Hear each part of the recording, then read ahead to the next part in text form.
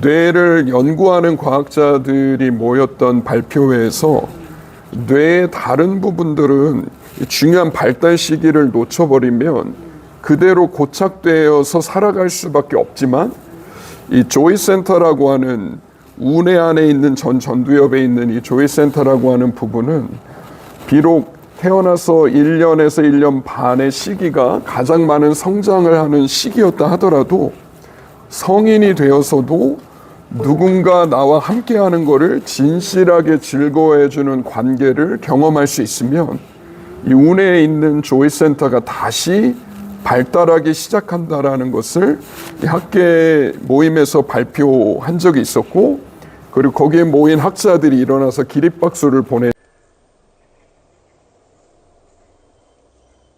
라이프 모델이 어떻게 미국에서 시작이 됐었는지에 대한 설명으로부터 해서, 그러면서 이제 성경 속에서 발견하게 되는 어떤 하나님의 여러 성품과 여러 형상들 중에 이제 기쁨의 하나님 되신 것에 대한 것들을 같이 나눴었고요. 그리고 하나님의 그러한 기뻐하시는 형상을 따라서 사람을 사실 하나님의 형상대로 지으셨다고 하셨는데, 그랬을 때 심지어 갓난 아기까지 어떻게 성장 과정에서 그 하나님이 기쁨의 하나님이신 것처럼 기쁨이 인간의 존재에 있어서 또 인간의 이 건강한 정서나 또 심지어는 신체적인 부분이나 삶의 모든 부분에 있어서 영혼육이 건강한 사람으로 성장해 가기 위해서 이 기쁨이 얼마나 중요한지에 대해서 그때 나눴었습니다. 그런데 이제 그 기쁨이라는 것이 혼자서 경험할 수 있는 것이 아니라 사실은 관계를 통해서만 우리가 기쁨을 경험할 수 있도록 하나님 우리를 그렇게 지으셨고, 또 뇌과학적인 연구들을 통해서도 이제 더 많이 지난 20년 동안 밝혀진 내용들이 우리가 사람의 얼굴을 마주보고 눈과 눈을 마주보는 기쁨의 관계 속에서 사실은 그 기쁨을 경험할 수 있다라는 이야기들을 나눴었어요. 그래서 그러면 어떻게 이 기쁨의 결핍이 상대적으로 많았던 사람들이 가정 안에 그런 기쁨을 경험할 수 있는 관계가 빈약했거나 혹은 뭐 산후우울증이나 여러 상황적인 요인들 때문에 그 자녀를 출산하고 만약에 아이를 키우는 주 양육자가 엄마였다라고 했을 때 엄마가 기쁨의 얼굴을 아이들에게 많이 보여줄 수 없음으로 인해서 이 어린 아기들 안에 사실 생후 1년에서 1년 6개월의 시간이 굉장히 중요한 시기인데, 이런 기쁨의 결핍이 발생하고 그로 인해서 남은 삶을 살아가는 데까지 이 기쁨의 결핍이 큰 영향을 미치게 됐을 때 그럼 기쁨을 어떻게 회복할 것인가, 그런 이야기들을 저희가 강의 마지막에 나눴었습니다. 근데 참 그 뇌를 연구하는 과학자들이 모였던 발표회에서 뇌의 다른 부분들은 중요한 발달 시기를 놓쳐버리면 그대로 고착되어서 살아갈 수밖에 없지만, 이 조이 센터라고 하는 우뇌 안에 있는 전두엽에 있는 이 조이 센터라고 하는 부분은 비록 태어나서 1년에서 1년 반의 시기가 가장 많은 성장을 하는 시기였다 하더라도 성인이 되어서도 누군가 나와 함께하는 것을 진실하게 즐거워해주는 관계를 경험할 수 있으면 이 우뇌에 있는 조이 센터가 다시 발달하기 시작한다라는 것을 학계 모임에서 발표한 적이 있었고, 그리고 거기에 모인 학자들이 일어나서 기립박수를 보낸 적이 있었더라고 해요. 왜냐하면 너무나 기쁨을 경험하고 조이 센터의 성장이 우리의 존재에 있어서 또 우리의 내면의 건강과 정서적인 건강과 관계에 있어서 중요한 부분인데, 이 부분이 비록 중요한 발달 시기를 놓쳤어도 이후에 우리가 다시금 이 부분이 발달될 수 있다라고 하는 과학적인 연구 발표 자체가 굉장히 소망을 주는 그런 메시지였기 때문에 이렇게 많은 학자들이 일어나서 그 내용에 대한 이제 기립박수를 보낸 적이 있었다라는 이야기를 들었습니다. 그래서 저희가 마무리를 했던 내용이 어떻게 그러면 기쁨을 키워갈 것인가에 대한 내용들을 가지고 얘기를 했었고요. 기억하시는지 모르겠지만 기쁨의 주요 근원이 비언어적인 것들을 통해서 주로 경험한다고 했었어요. 그래서 마치 갓난아기가 태어나서 1년까지는 말을 못 알아들음에도 불구하고 약 생후 3개월부터 1살이 될 때까지 주로 아기가 기쁨을 경험하는 주요 근원은 비언어적인 것들인데, 누군가 자기의 얼굴을 보면서 활짝 웃어주는 얼굴 표정과 눈빛, 그리고 터치해주는 것, 그리고 목소리 톤에서 느껴지는 것들이 우리로 하여금 굉장히 어렸을 때 기쁨을 느끼게 해주는 주요 통로라는 것을 저희가 얘기했었고요. 그리고 이제 아이가 말 1살 반이 지나가면서 이제 말을 이해하기 시작하죠. 그래서 언어적인 것을 통해서도 물론 기쁨을 경험하지만 주요 근원은 비언어적인 것들을 통해서 저희가 기쁨을 경험하기 때문에 어른이 되어서도 기쁨의 회복에 있어서 중요한 것이 우리가 속해 있는 공동체 안에서, 그것이 학교 공동체이든 교회 공동체이든 가정 공동체이든, 누군가 나를 볼 때마다 정말 환하게 웃어주면서 환영해주고 안아주거나 토닥거려주고 손잡아주고 하는 관계가 있을 때 우리는 그 안에서 이제 기쁨을 경험을 하게 되는데, 그런 지속적인 경험이 반복될 때 조이센터의 성장이 40대가 됐든 50대가 됐든 60대가 됐든 성장이 가능하다라는 거죠. 그리고 또 한 가지 저희가 했던 연습이요, 감사를 통해서 기쁨을 경험하는 것에 대해서 지난번에 연습을 하고 마무리를 했었거든요. 그래서 이 감사가 얼마나 중요한지에 대해서 나누면서 감사의 기억을 떠올리고, 그리고 그 기억 안에 머물면서 어떤 감정이 느껴지는지, 또 몸에서 드는 느낌이 어떤 것인지를 같이 보고, 그리고 다른 사람과 그 감사의 기억을 나누는 시간을 가지면서, 저희의 인간의 뇌는요, 이 하나님의 디자인 자체가 우리 주위에 있는 것을 보고 느끼고 증폭시키도록 디자인되어져 있습니다. 그래서 엄마의 얼굴에 있는 것이 기쁨일 때는 이 거울신경이라고 얘기하죠. 그래서 엄마의 얼굴에 나타난 감정을 아기가 보고 그 기쁨을 경험하고, 이 아이도 그 기쁨을 엄마와의 관계 속에서 증폭시키게 돼요. 근데 만약에 주위에 있는 감정이 분노일 경우에는 우리는 분노를 증폭시키게 됩니다. 그런 경험 아마 해보셨을 거예요. 이렇게 앞사람이 막 화를 내잖아요. 그럴 때 이제 그거에 대한 반응이 어떻게 되죠? 저도 화가 나잖아요. 그러면서 언성이 높아지면서 점점 분노가 증폭되는 경험들을 해보신 적이 있을 거예요. 오늘 하셨나 보네요. 그래서 그 공간 안에 있는 감정들을 저희는 굉장히 잘 보고 카피하고 증폭시키는 것이 인간의 뇌가 하는 굉장히 중요한 기능 중에 하나인데요. 그래서 우리가 감사를 떠올리고 그 감사의 기억을 다른 사람들과 이야기로 나누다 보면 그 안에서 기쁨이 증폭되는 것들을 이제 경험을 하게 돼요. 그래서 성경에서도 저희가 지난 시간 함께 살펴보았던 것이 이제 감사와 평강이 함께 다닌다라고 했었는데, 그 빌립보서 4장 6절 7절 말씀을 가지고 같이 나눴었죠. 그래서 사도 바울이 얘기했었던 아무것도 염려하지 말고 오직 모든 일에 기도와 간구로 너희 구할 것을 감사함으로 하나님께 아뢰라. 감사함으로 하나님께 아뢰라. 그리하면 모든 지각에 뛰어난 하나님의 평강이 그리스도 예수 안에서 너희 마음과 생각을 지키시리라. 그래서 감사가 실제로 우리의 마음과 생각 가운데 평강을 경험하게 해주는 굉장히 중요한 통로이다라고 이야기를 했었고요. 그래서 그 감사의 기억을 떠올릴 때 우리의 뇌 안에서 나타나는 중요한 변화 중에 하나가 우뇌 안에서 관계를 담당하는 회로, 이 신경회로의 스위치가 켜지는 결과를 가져온다는 걸 얘기했습니다. 지금 다 복습하는 내용입니다. 네. 네, 이미 작년에 했던 내용이라, 네, 그래서 오래전이기 때문에.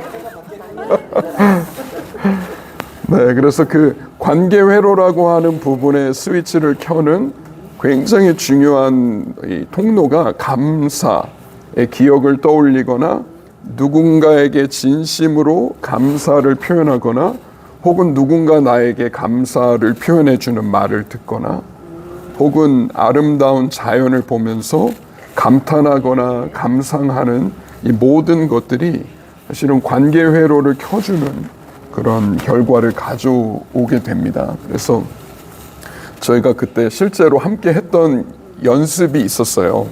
그래서 그 연습이 이제 한 2분에서 3분, 특별히 살아오면서 가지고 있는 감사한 기억들 중에 한 가지를 떠올리면서 그 기억 안에 머물러 보고 그때 무슨 일이 있었는지, 또 누구와 함께 했었는지, 무엇을 보았고 무엇을 들었고 무엇을 느꼈는지 이제 그 구체적인 기억 안에 머물면서 그때 어떤 감정이 느껴지고 몸의 감각에서 혹시 나타나는 변화들이 있는지를 저희가 연습을 함께 해보았습니다.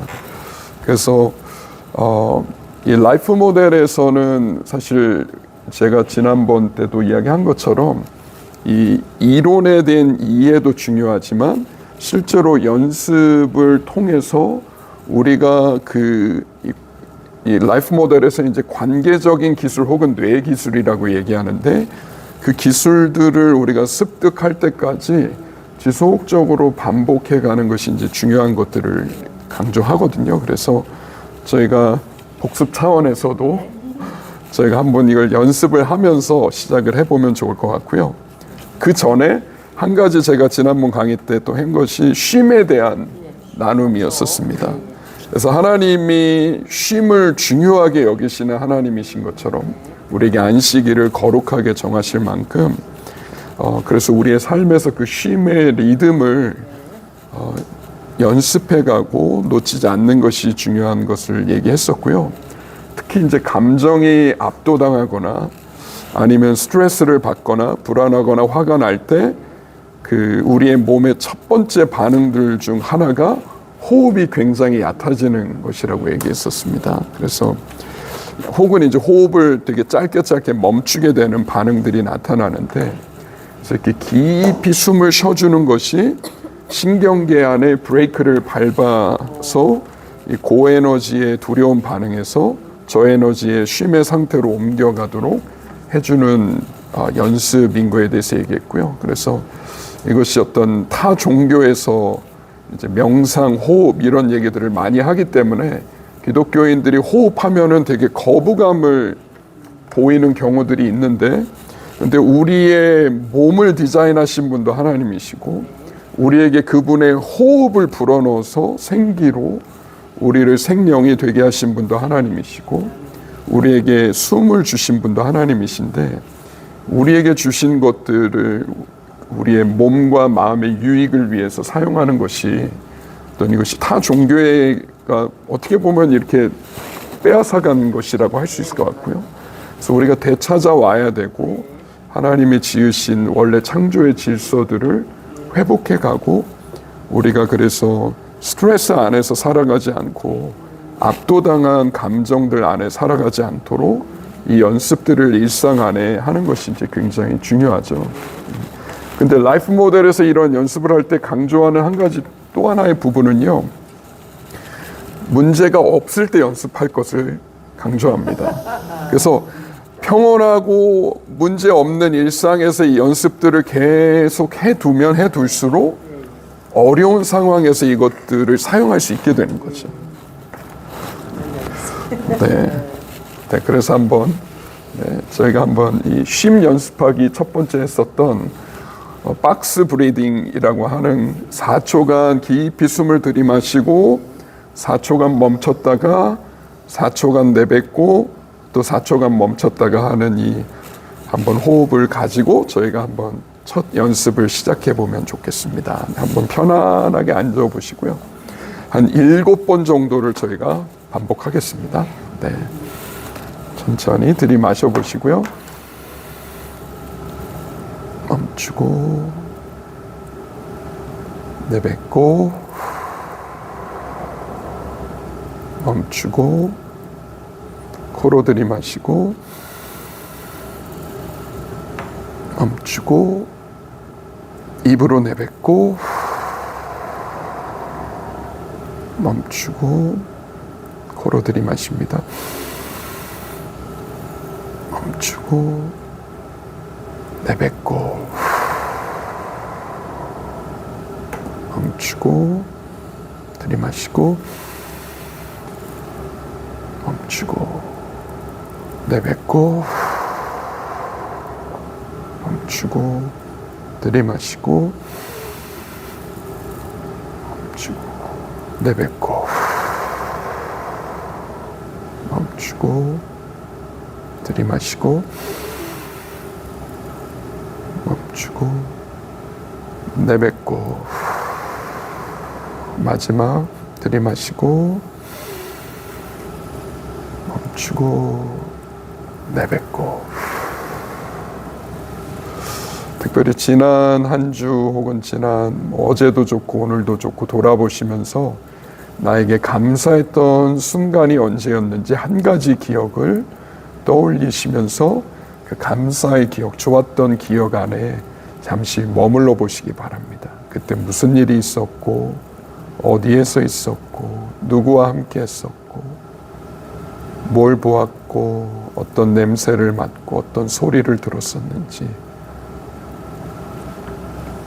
2분 정도 감사의 기억 안에 머물러 보겠습니다.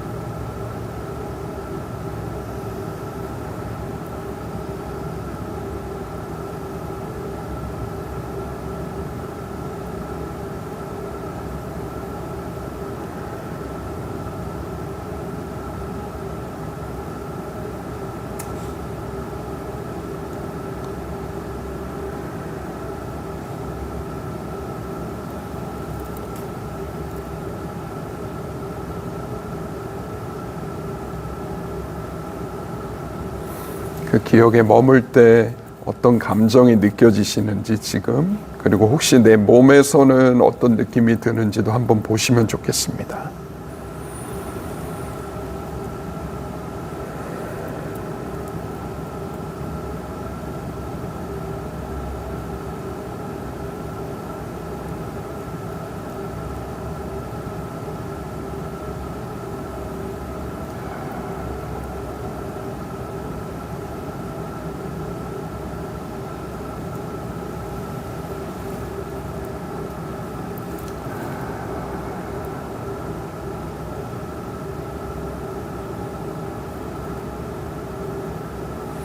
네, 그러면 한번 눈을 뜨시고, 저희가 지금 8명이거든요. 그래서 한번 2분씩 이렇게 같이 나눠보시면 어떨까요? 그게 어떤 감사의 기억이고, 기억을 떠올릴 때 어떤 감정과 혹시 몸에 느낌이 드셨는지 이렇게.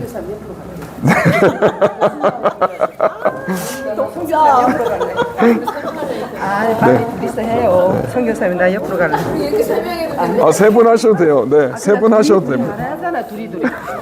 네? 한 분이 2분을 넘지 않도록 해주시기 바랍니다. 네. 제가요. 그 블루베리 농장을 가가지고 힘들게 하루 알바 이제 바닷가 이렇게 알바를 9만 원을 벌어가지고 닭을 4마리를 산 거예요. 닭 2마리는 3마리 6만 원 산. 그랬는데 첫날에는 알을 낳았는데 요즘 날씨가 추웠잖아요. 얘가 한 일주일 넘게 알을 안 낳아요. 그래서 맨날 주면서 꼬꼬야 잘 먹고 알 낳아라 이렇게 집에 이제 배추랑 이게 농사를 지으니까 주면서 어머 그런데 어저께 보니까 일주일간 안 낳았는데 애가 알을 어쨌든요 연이어서 이렇게 3개를 낳은 거예요. 그래서 너무너무 이쁜 거예요. 그래가지고 아우 너무 이뻐가지고 그걸 이제 보면서 어떻게 다르냐면 하나님의 창조 목적이 닭이 알을 넣고 또 새벽에 또 꽃게 울 때마다 참 마음이 굉장히 이제 감회가 새롭거든요. 그래서 피조물도 자기가 주신 사명을 충실하게 하니까 주인이 기쁨이 되잖아요. 닭이 알을 놓는데 이제 그걸 제가 이제 저 자신이 주님 보시기에 오늘 하루도 정말 내 삶의 주인 되시는 주님께 기쁨이 돼야 되겠다는 게 너무 그 닭의 알을 보면서 아 내가 오늘 하루도 주님이 나의 삶의 주인 되신 주님께 기쁨이 돼야 되겠다라는 그 마음이 너무너무 맞아가지고 그 생각만 해도 너무 허무하고 너무 그냥 행복한 거예요. 이제 닭을 통해서 이제 저를 이제 점검하게 된 계기가 돼서 너무 좋았어요. 승기사님 저는 이틀 전에 네. 여기 경주를 지나서 이제 포항 쪽으로 갈 일이 있었는데 혼자 이렇게 운전해서 가는데 경주에서 포항 가는 그 길이 좌우에 황금 벌판인 거예요. 추수 다 끝난 벌판에 옆에 이제 개천이 쭉 흐르고 갈대밭이 한참을 이어져서 그래서 그걸 보면서 막 와 멋지다 하면서 하나님 너무 멋지다고 막 감탄하고 아름답다 막 계속 그러면서 혼자 운전하면서 갔었는데 그때 그 풍경의 아름다움에 너무 즐거웠었던 기억 떠올리면서 되게 우선은 되게 좀 몸에 편안한 느낌도 들었고 입가에 큰 미소도 지어지는 걸 경험했습니다. 제가 성교사님한테 다른 건 아니고요. 제가 시골 어릴 때 먹던 사탕이에요. 사탕. 정말 잘 먹겠습니다. 그 사탕이요. 성교사님이나 저희 세대 때 먹던 사탕이라 눈까지 누가 사탕. 그 제가 저걸 되게 좋아하는데 어디서 났어요. 그래서 아 성교사 오시면 하나 드려야지 하고 꾸준히 넣어왔어요. 감사합니다. 그래서 제가 이제 성교사님 그 MP3 듣고 개인적으로 너무 은혜가 돼가지고 그쪽을 또 관심이 있고 제가 자녀가 4명이다 보니까 그러니까 조금 서운하면 너무 극성으로 신앙생활을 이제 아들 영생이가 다른 장미가 전도사인데 아들은 지금 교회를 코로나를 핑계서 교회를 좀 안 나가고 있어요. 아들 영생이. 그래서 그게 항상 제가 지금 기도하면서 이제 사랑으로 표현하고 이제 가정의 카톡에 있어서 가정 카톡에서 하는데 그래서 아들이 이제 딸들은 그래 엄마들하고 이렇게 이야기하고 풀고 이러는데 아들이 조금 내성적인 아빠하고는 많이 닮았어요. 말은 하고 싶은데 나한테 이렇게 말을 못해 엄마한테. 그래서 이제 기도하면서 좀 더 이제 조금 제가 신앙생활을 너무 교회 중심 성교도 잘 활동을 해나누니까 자녀들 이렇게 좀 소홀히 있었어요. 그러니까 교회 엄마는 교회 가면 힘이 남아도 집에 몸만 빠지고 그런 이제 아들이 이제 그런 이제 모습을 보다 보니까 엄마처럼 극성으로는 안 믿고 싶다. 이제 아들이 딱 이렇게 이제 나오는 거예요. 그래서 개인적으로 많이 기도하게 되고 기도를 심은 아들이기 때문에 그래서 이제 조금씩 이제 나이가 드니까 조금 이해는 하고는 있지만 그래도 아직까지 이렇게 이제 마음이 오픈이 안 되고 있는 좀 상황이에요. 그래서 제가 이제 기도하면서 제가 감사합니다. 나오셔서. 아유 너무 풍성해요. 혹시 시간이 더 필요하신가요? 다 나누셨나요? 이쪽에 여기 자리 있어.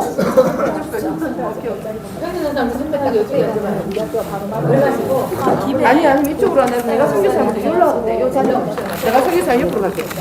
아무래도 짝을 더 선교사에서 해야 오케이. 아유, 감사합니다. 나는 끝나고 업무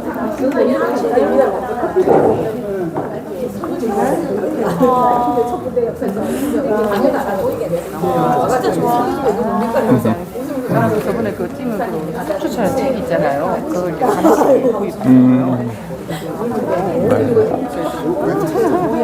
커피 좀 더 드릴게요. 아니, 괜찮습니다. 빨리 진로를 그쪽으로 생각하죠. 대화가 풍성합니다. 대화가 풍성합니다. 네. 다 나누셨죠?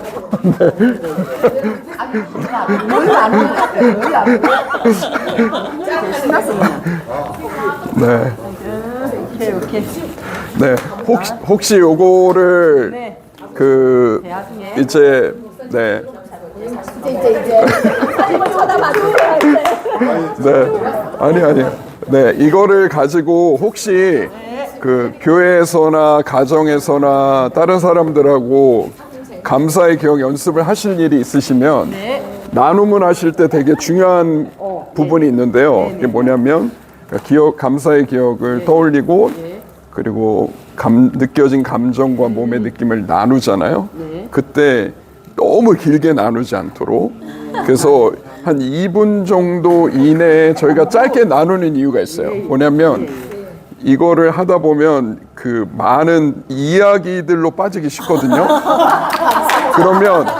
그러면 이제 이 운에서 좌뇌 쪽으로 넘어가게 돼요. 왜냐면 이 좌뇌가 언어의 센터이기 때문에 그래서 처음에 저희가 감사의 기억을 통해서 관계 회로의 스위치를 켜고 느끼고 나누고 하다가 이제 얘기가 장황해지기 시작하면서 이게 삼천포로 빠지다 보면 그러면 이제 좌뇌 중심으로 이게 확 가게 될 수가 있어요. 그래서 길게 나누는 게 꼭 이 연습에 좋은 게 아니고 이제 그 무엇을 나누는지 짧게 그 연습을 하시는 게 또 되게 중요합니다. 그래서 그래서 제가 이제 중간에 조금 끄는 이유가 그거고요. 한 2, 3분, 한 분당 2, 3분 나눠도 충분히 그 효과를 경험하실 수 있습니다. 제가 사실 지난번 MT 때 이제 준비한 강의들 중에 마지막 부분이 이제 기쁨의 애착 관계와 트라우마라는 주제였는데 그때 제가 다 나누지 못했어요. 그래서 제가 오늘 하고 아마 다음에 또 뵐 때까지 아마 요 내용으로 좀 연결해서 나누게 될 것 같은데요. 사실 라이프 모델에서도 이 어떤 트라우마나 특별히 이제 애착에 있어서의 고통, 애착 고통이라고 하는 부분이 있거든요. 흔히 이야기하는 이제 우리가 사랑하는 사람과 사별한다든지 이제 중요했던 관계가 깨어진다든지 했을 때 뭐 요즘은 이제 반려동물을 키우는 사람도 많은데 심지어 반려동물이 죽었을 때 느끼게 되는 고통이 깊잖아요. 그래서 심지어 장례식장까지 생길 정도로 이제 그런 어떤 애착의 고통이라는 것이 인간이 느낄 수 있는 고통 중에서는 가장 큰 고통이라고 합니다. 근데 라이프 모델 훈련 안에서는 첫 해에 애착의 고통을 바로 들어가지 않아요. 그 이유는 제가 지난번 설명한 것처럼 접근하는 방법이 고통의 기억으로 먼저 들어갔을 때 이것을 감당할 수 있는 충분한 조이 센터가 있고 기쁨의 역량이 있는 사람들은 고통을 감당할 수 있는 힘이 있지만 근데 그 기쁨의 역량이 너무 작은 사람들은 과거에 있었던 트라우마의 기억을 떠올리는 것만으로도 다시 트라우마에 들어가는 경험들을 하게 되거든요. 마치 저희가 감사한 기억을 떠올릴 때 저희가 샬롬을 경험하고 기쁨을 경험하는 것처럼 고통의 기억을 떠올리게 되면 거기에서 느껴지는 고통스러운 감정들이 있어요. 그래서 라이프 모델은 이제 3년에 걸쳐서 이 훈련을 하게 될 때 1년에 일주일씩 모여서 훈련하고 나머지 1년을 살면서 연습해 가도록 하는 훈련인데 애착의 고통을 다루는 부분은 사실은 3년 차에 들어가서 하게 됩니다. 그래서 사실 저희가 이 부분을 굉장히 깊이 있게 저도 언급은 하겠지만 깊이 들어가지 않는 이유 중에 하나는 그래서 저희가 아직은 이제 또 사람마다 또 그 기쁨의 용량이나 이것들을 감당할 수 있는 차이들이 있을 수 있기 때문에 그렇고요. 그래서 제가 한 번은 지마일더 박사님하고 이제 그런 얘기를 나눈 적이 있었어요. 제가 선교단체에서 그동안 20대 때부터 쭉 사역을 해왔는데 제가 한참 한국에 와서도 선교단체 사역을 하다가 이제 교회 안으로 사역지를 옮기게 된 적이 있었습니다. 그래서 그러면서 제가 지마일더 박사님한테 이제 이메일로 이제 교회에서 사역을 하게 됐습니다. 그래서 여러 가지 이제 마음의 생각들을 같이 나눴더니 장문의 답장을 이제 보내셨어요. 이분이 이제 한국에도 되게 여러 번 오신 적이 있었고 또 한국 사람들을 대상으로 어떤 세미나나 강의들을 또 단연간에 걸쳐서 하신 경험이 있기 때문에 한국에 대한 되게 많은 이해함들이 있으신 분이세요. 그래서 저한테 그때 이제 교회 가면 선교단체에서 있을 때하고는 또 다른 경험들을 하게 될 거라고. 그런데 쉽지 않은 경험을 하게 될 거라는 얘기를 하는 거예요. 근데 그 이유는 뭐냐면 뭐 교회가 뭐 잘못되거나 그래서가 아니라 선교단체는 상대적으로 젊은이들이 되게 많이 모여 있어요. 그러니까 그 젊은 세대가 중심이 되어져 있고 가정들도 자녀가 어린 가정들이 상대적으로 많은 편인데 근데 교회 안에는 모든 세대가 다 있잖아요. 그러면서 이제 지마일더 박사님이 하셨던 얘기는 뭐였냐면 한국 사회가 가지고 있는 한국이 특별히 윗세대가 가지고 있는 트라우마가 있는데 그거는 일제시대의 36년의 시간들을 지나가면서 사실은 한국의 모든 가정과 모든 세대가 36년 동안 어마어마한 트라우마를 지나갔던 시기가 일본이 이 땅을 이제 통치하던 시기에 벌어진 일들이었던 거죠.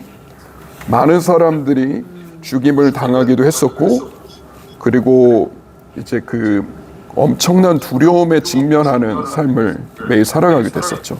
근데 여기서 소리가 들리네요. 그러면서 이 트라우마에 많이 이제 시달리게 되기 때문에 볼륨을 줄일까요? 이렇게 볼륨 치료도 네.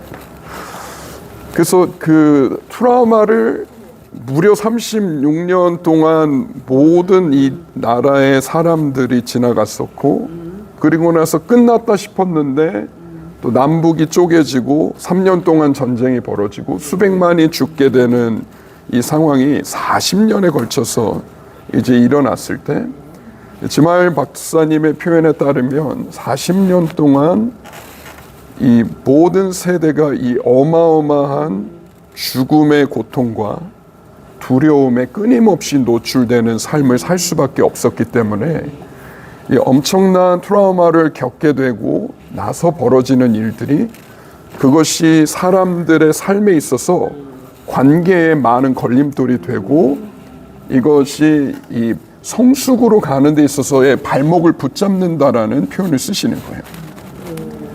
근데 우리가 뭐 사실은 그걸 직접 겪어본 세대는 아니지만 우리의 부모님의 세대나 아니면 할아버지 할머니의 세대를 보면은 사실은 그 모습들을 굉장히 많이 발견을 할 수가 있습니다. 그래서 이 어떤 공산주의에 대한 윗세대가 가지고 있는 굉장히 민감한 반응들도 사실은 트라우마의 기억과 연관되어져 있는 거죠. 그래서 그런 많은 트라우마가 있는데 그래서 이것이 성숙한 관계들을 파괴시키게 되는데 문제는 그걸로 인해 40년 동안 고통받았던 위의 세대가 그걸로 인해서 많은 성숙한 관계의 기술들을 잃어버리게 됐다는 거예요.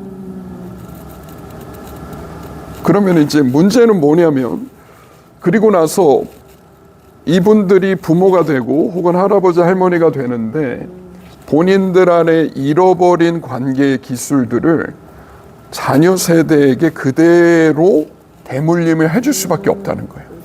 제가 지난번 비유로 말씀드렸던 바이올린을 연주할 수 없는 부모가 자녀에게 바이올린 연주법을 직접적으로 가르쳐 줄 수 없는 것처럼, 왜냐하면 뇌 안에 기술이 없는 거예요.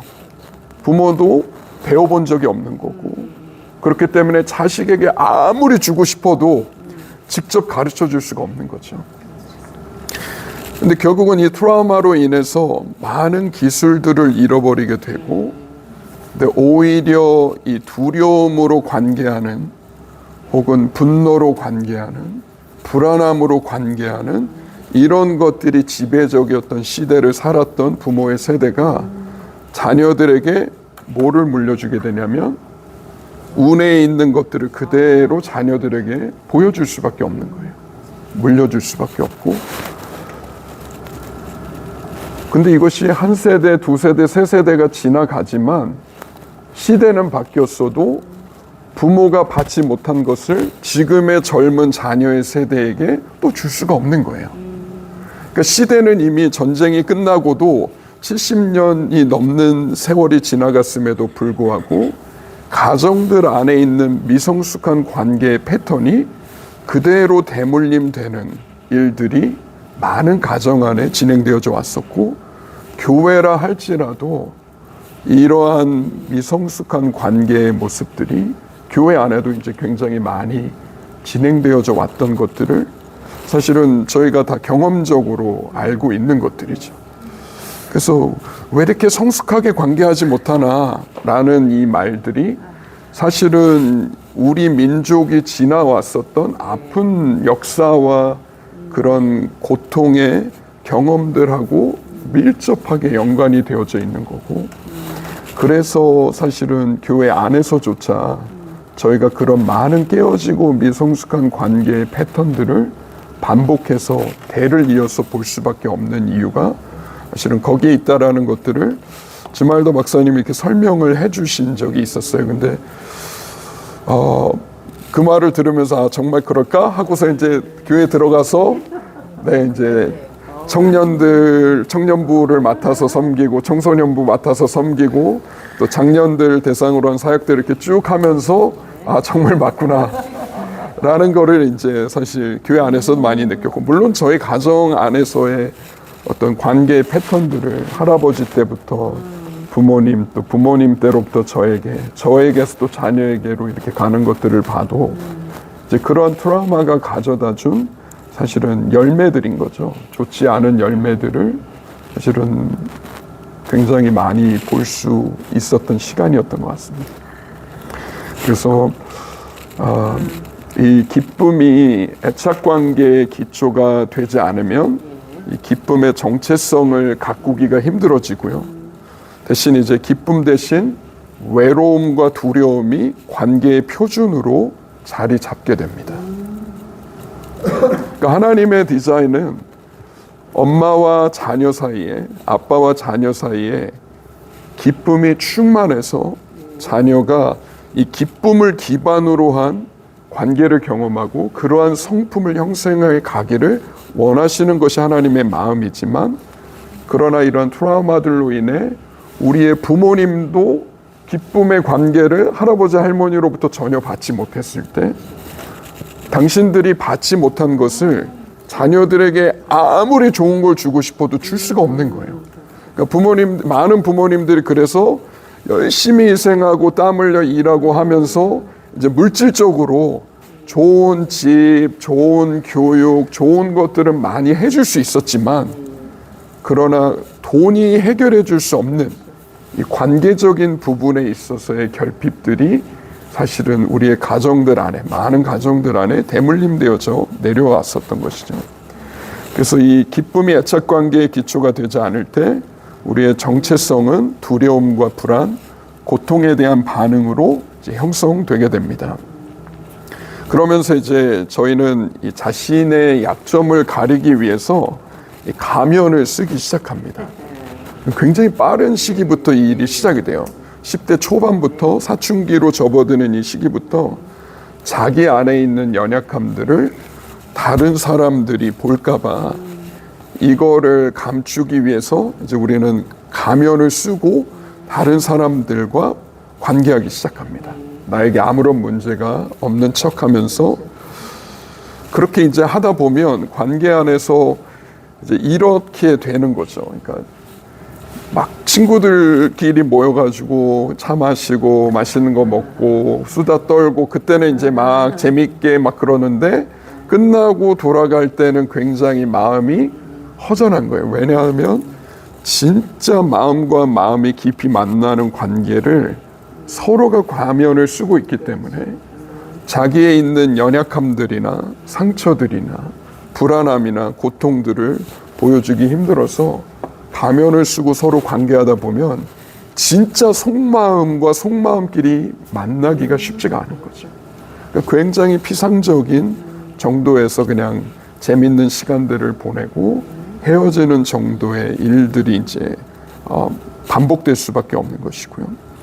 그리고 이런 해결되지 않는 내면 안에 고통이 많을수록 이런 감정 아니면 관계 두려움을 처리하기 위해서 이제 기쁨과 비슷한 자극을 주는 가짜 기쁨을 탐하게 됩니다. 그래서 저희가 지난 시간에 그런 음식이나 미디어나 영화나 아니면 게임이나 혹은 잘못된 관계나 성적인 쾌락이나 심지어 일이나 사역들과 같은 것들을 통해서 저희가 이제 기쁨과 굉장히 비슷한 자극을 이제 경험하고 그것들에 중독되는 삶을 살아가게 되는 것에 대해서 얘기들을 나눴었죠. 그리고 이러한 기쁨이 결핍되어 있으면 저의 사람의 뇌 구조와 화학적인 특성과 조직이 기형이 될 수밖에 없게 됩니다. 마치 부모의 세대가 기쁨이 결핍된 삶을 살면서 자녀에게도 그런 충분한 기쁨을 표현해 줄 수 없었고 보여줄 수 없었고 그런 기쁨의 시간들을 보낼 수 없었다면 이제 우리의 뇌의 관점에서 봤을 때는 구조와 화학적 특성과 조직이 기형이 될 수밖에 없는 거죠.